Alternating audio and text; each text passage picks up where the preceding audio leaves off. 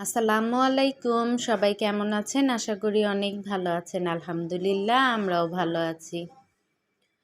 গতকাল রাতে ফাতেমা একটু আঁকাআঁকি করতেছিল, লেখাপড়া শেষ করে তারপরে ড্রয়িং করতে বসছে। তো ওর বাবা একটু ভিডিও করলো, তো আজকের ভিডিওর সাথে সেটাও অ্যাড করে দিলাম।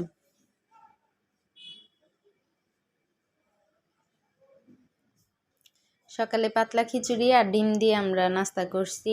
আর দুপুরে আজকে একটু ফ্রাইড রাইস রান্না করব, চিকেন ফ্রাই করব, ভেজিটেবল করব, নর্মাল ভাত, ডাল আর এই ছোটো মাছটা দিয়ে আলু রান্না করব। তো পেঁপেটা আনার সাথে সাথে আমি কেটে দেখলাম পাকা কিনা। অনেক সময় হয় সবজি টবজি রান্না করার জন্য পেঁপে যদি আনি তাহলে কাটার পরে পাকা বের হয়, তাই আনার সাথে সাথে কেটে ফেলছি। আজকে আমার বাসায় গেস্ট আসবে। গেস্ট বলতে আমার এক বড় বোন আসবে।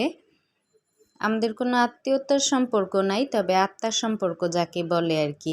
আমার জীবনের সকল রকমের সমস্যা, সুখ দুঃখ সব কিছুই আমি কয়েকজন মানুষের সাথে সবচেয়ে আগে শেয়ার করি। তো এই আপু হচ্ছে তাদের মধ্যে একজন। তো এই আপু আর আপুর 2 মেয়ে আসবে। কয়েকদিন ধরে আমার বড় ছেলে বলতেছিল ওর কোচিংয়ে অঙ্ক ভালো করে বুঝতেছে না। তো আমি আপুর সাথে এই কথাটা শেয়ার করলাম।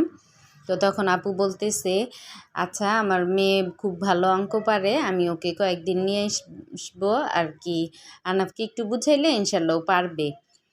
তো এর আগেও 2 দিন দিবা অঙ্ক করাইছে ওকে, আলহামদুলিল্লাহ আনাফ এখন অনেকটাই অঙ্ক বুঝে। আজকে ও আসবে, তো ওর জন্য একটু টুকটাক রান্না করলাম। রাইস রান্না করা শেষ, এর মধ্যে রায়ান এসে বলতেছে আম্মু কেমন হয়েছে, আমি একটু খাই দেখি।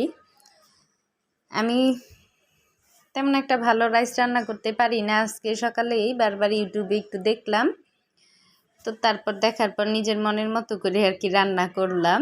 আলহামদুলিল্লাহ আলহামদুলিল্লাহ, সবাই বলছে খুব মজা হয়েছে, খুব মজা হয়েছে আসলেও।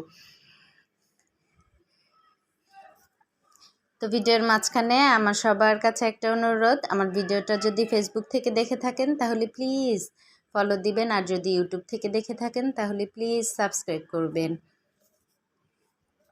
আমার ওই আপুর 2 মেয়ে, বড় মেয়ে মেডিকেলে পড়ে আর ছোট মেয়ে এবার ম্যাট্রিক দিল। ওরা আলহামদুলিল্লাহ খুবই ভালো, লেখাপড়ায় যেমন ভালো মানুষ হিসেবেও খুব ভালো। আমার মেয়ে আজকেও একা নিজ হাত দিয়ে খেলো।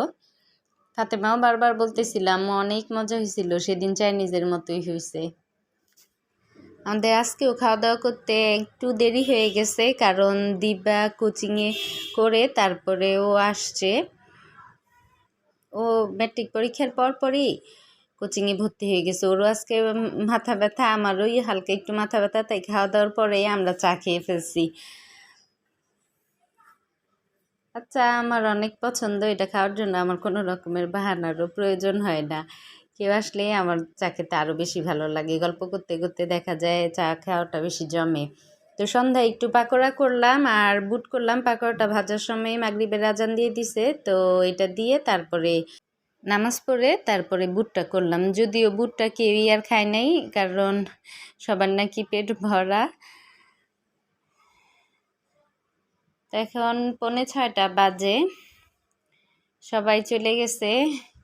কেউ আসলে আসলে ভালো লাগে, সারাদিন গল্প গুজব, দিনটা ভালো কাটে আর কি। এই আপু সবসময়ই বলে আপনারা মেহমান দেখলেই খুব খুশি মনে মেহমানদারি করেন, আপনাদের এই জিনিসটা আমার অনেক ভালো লাগে। আসলে এটা সত্যি কথা। আমি অনেক অবস্থাশালী মানুষ দেখছি যারা নাকি মেহমান দেখলে খুশি মনে মেহমানদারি করে না। মেহমান আল্লাহর অনেক বড় নিয়ামত, মেহমান সবার বাসায় যায় না। বাচ্চাদেরকে পাকোড়া ভেজে দিলাম আর আমি একটু বুট দিয়ে মুড়ি মাখায় খেয়ে ফেললাম। ওদেরকে একটু পরে পড়তে বসাবো ইনশাল্লাহ। আপনারা সবাই আমাদের জন্য দোয়া করবেন, আল্লাহ যেন আমাদের সুস্থ নেক হায়াত দান করে। আল্লাহ হাফেজ।